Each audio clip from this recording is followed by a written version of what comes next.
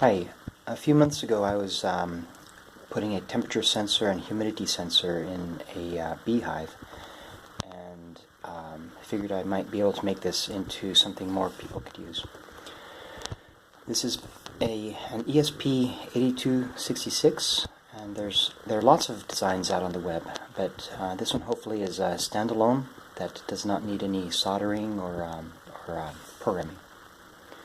So it's powered by two AA cells, and the ESP device is pre-programmed with a configuration that allows you to specify a few parameters. And then the temp sensor is a DHT11. It's a low-cost sensor, and it's not as accurate as other temperature sensors, but it's supposedly within plus or minus 2%. You can see some propolis where I had it in the Beehive. So the ESP8266 wakes up on a pre-configured time, so you can specify whether it should wake up once an hour, once a day, once a week, and then it attaches over Wi-Fi to an access point and uploads 3 data points: the temperature of the sensor, the humidity of the sensor, and the voltage of the supply.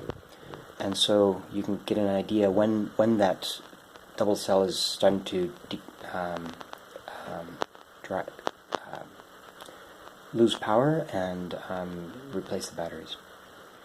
There's more information as to how long the batteries last. It depends on a lot of things, but it could last many months without recycling. You do have to be within range of a Wi-Fi access point. For me, that's about 150 feet through 2 walls.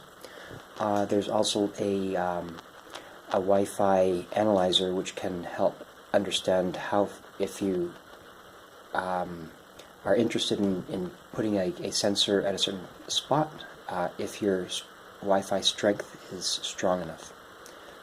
So if this is of interest, I should have another video up shortly on how to configure these guys. Thanks.